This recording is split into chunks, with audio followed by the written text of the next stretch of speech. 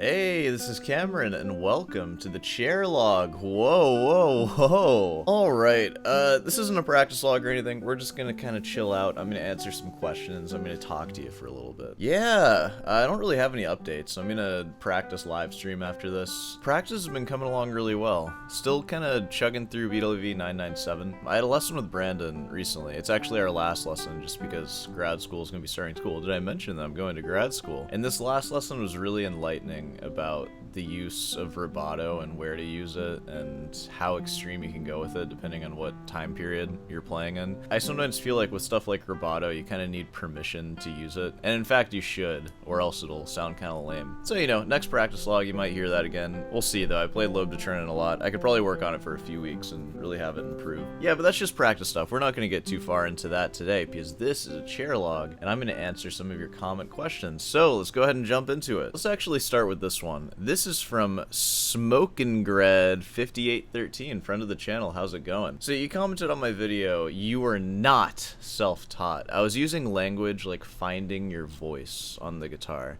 And it seems like you're a little confused by that because you said, when you say find your voice on the guitar, what exactly does that mean? I pluck a string, it makes a sound. Where is my voice in this? So in that video, I was referring back to the person that was featured in Adam Neely's video, that was featured in my video. You guys saw the Adam Neely self-taught video, maybe. And I said something that was basically, she had this training in jazz.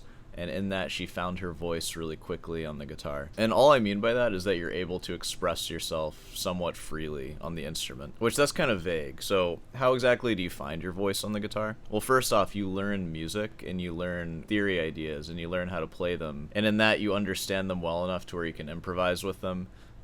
Same thing with music. Music is made up of scales and arpeggios. You play scales and arpeggios, and you should try to improvise with them similar to the music that you're learning and kind of use that as a reference. And that's kind of a fun part of learning music that I feel a lot of classical musicians might not take advantage of, that I think jazz musicians do a lot better, just because improvisation is more innate in their genre. But you can do that with classical too. Like, there's a lot of just conventions that you can just learn how to sort of freely do. Really, the more music that you learn and the more conventions that you learn, that's going to shape what you're able to play and in turn shape what I would call your voice on the guitar. Like when I pick up a guitar, the chords that I play, the melodies that I play, the stuff that I would do when I'm writing music, that's your voice. And that's what I meant by her voice, because she has this style that she plays in that's kind of unique. It's like her playing the guitar and singing, and she's picking out these complex arpeggios. That's her voice, and she came to it from her previous jazz exposure and training, and because she had that, she came to her voice very easily. I mean, the main thing that I would get from that is just maybe look at the music that you're practicing and try to pick out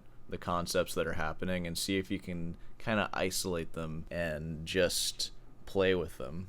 Don't play them in the context of the music, but just play them as ideas, and they'll work their way into your playing. It's like learning a lick in blues or jazz. Like, instead of learning the blues lick, learn how to play your Alberti bass with a simple melody on top of it and improvise with that. I'm not going to do that right now. My hands are cold. I just woke up. Or even arpeggios in your Bach. If you have like an arpeggio that you're learning, try it out with different chords. Try it out with a different chord progression. Make stuff up. Play the guitar. Make music. And I feel like that's kind of the whole point of this for me. Like, of course, I want to play beautiful music, and I want to play the best music ever written. But I also want to be influenced by that music, and I would like to write some good music, too. So, something to think about. Let's keep going here. Okay, I think the next couple questions I kind of have curated here, and they're going to be about school, going to it. Why am I going to it? What is it going to do for me? What could it do for you? I don't know. This one's from Michael Anyan1232, friend of the channel. This was also on the Adam Neely interviews video. If you like being an academic, why are you always complaining about it or constantly bitter for having gone through the academic gauntlet process? Do I come across as bitter having gone through that? I am extremely fortunate to have gone through the academic gauntlet process, whatever that is, and that's why I'm going back into it. I think I talked about that in a video recently. There are no experiences that I've had that haven't been incredibly important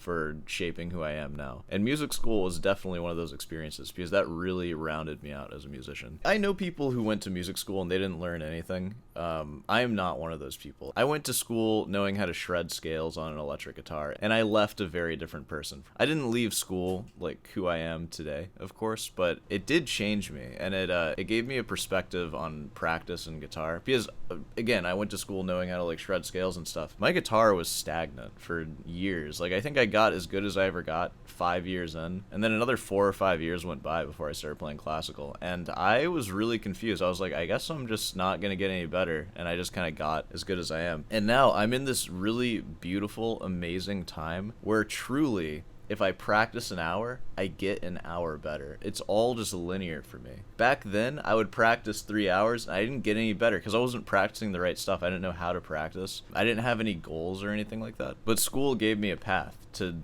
do something with guitar, to get better at it, to even make a career out of it. Like whatever you want to call a career. I mean, it prepared me to start teaching at least. No, I'm super thankful for the academic process. And if you ever have the opportunity to go to school, especially debt-free, definitely do it. And that's a big reason why when I teach kids, I try to steer very heavily classical. I would do jazz for them too, but I can't play jazz at that level. I could not prepare them for college auditions for jazz, but I certainly could for classical. There's that chance, of course. You have a kid, all they care about is guitar. That might be the difference between full ride scholarship and, you know, just not going to college, which of course is fine too, but their life is going to be easier if they can just leave high school and just go right to college and get a bachelor's degree. This is just the college boy, frat boy episode here. Sat 1241.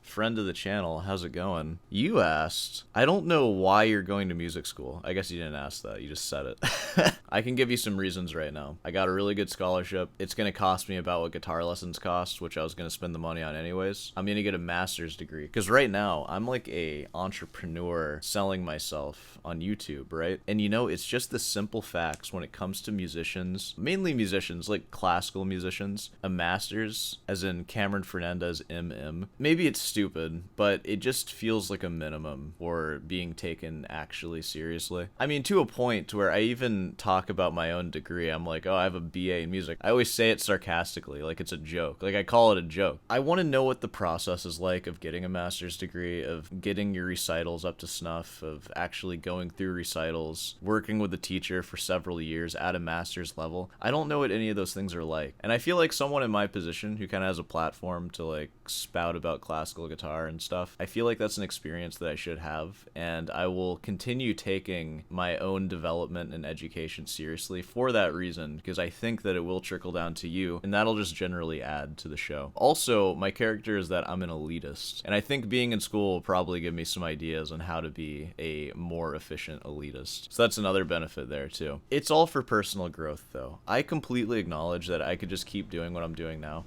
Teaching guitar lessons, making YouTube videos, racking in the fat views, and I'd probably be doing fine, and I could just keep doing this for like however long I can, and then I can certainly teach for however long I want too, because that's never going to go out of fashion. This YouTube channel could crash tomorrow, but I always have that skill that I can teach. I'm a teacher. I've had a lot of clients. I could always find more students. That's not an issue for me. But I don't know. I want more. I feel like I don't know enough stuff, so it's time for me to go to school. Let's see. You're already an advanced player. Oh, that's sweet. All you need to do, as I see it, is continue regular lessons with a couple of master guitar teachers. What are you really getting out of music school? I think I said what I'm getting out of it pretty well. Yeah, no, I totally hear you with that. I could just do that, and I promise you, I definitely will after my master's degree. Just having Brandon for a few months after taking 4 or 5 years off of guitar lessons has been so enlightening for my playing and musicianship. I don't ever see going more than a year or so without a teacher. So yeah, I'll definitely study with other master teachers after my master's degree, but you know, before then, we're gonna get the degree. I don't know, I could keep listing reasons why I want to do it. Honestly, a big reason is just the experience of getting a master's degree. It's something that a lot of my peers have done. I know a lot of doctorate holders as well, and I just kind of feel like a schlub with my BA. Like I said, it's a joke. I don't like it. I want a master's degree. And I get guitar lessons in it, and I'm going to take music theory classes, which are cool. I already signed up for my classes, and I have one advanced theory class. That's going to be epic. So, you know, I get all this stuff for basically the price of what just an hour a week of guitar lessons would cost. It's worth it. It's totally worth it. All right, I think that's been long enough for this one. one. Yeah, I just wanted to talk to you, answer some questions. Of course, feel free to leave any comment questions that you might want me to answer in the next chair log. I've been kind of neglecting the chair log, so I want to get back into doing these. I'm trying to find a balance in my upload schedule, because I find if I upload too frequently with just these question and answer videos, they might not get as many views. If I only do them every once in a while between reaction videos, they tend to get more, which, I don't know, looks better for the channel. I guess it really doesn't matter. Probably uploading more is better. And yeah, so, you know, feel free to ask some more questions. I'll answer it soon in the next one. Alright, let's go ahead and wrap it up here. Of course, if you made it this far, be sure to subscribe and leave a like. I teach guitar lessons. I'm not taking any new students right now, I'm sorry. You can always get a t-shirt, though, if you want. Rootin's Delight, head on down over there. There's a Patreon and a member section, and I do my live streaming where I practice. There's a vibrant little practice stream community, so if you'd like to be a part of that, there's lots of musicians there. They talk about music, they talk about other stupid crap too, that I often don't see because I'm focusing on practicing, but it's a pretty fun place. And I don't know, if you're gonna put on anything on YouTube, I think sometimes it's kind of nice to just have something boring that just reminds you that you should be practicing right now. Alright, well, I'm gonna film some more videos for this week, and then I'm gonna do my practice stream after that, so I got a full day ahead of me. So, I'll see you in the next one.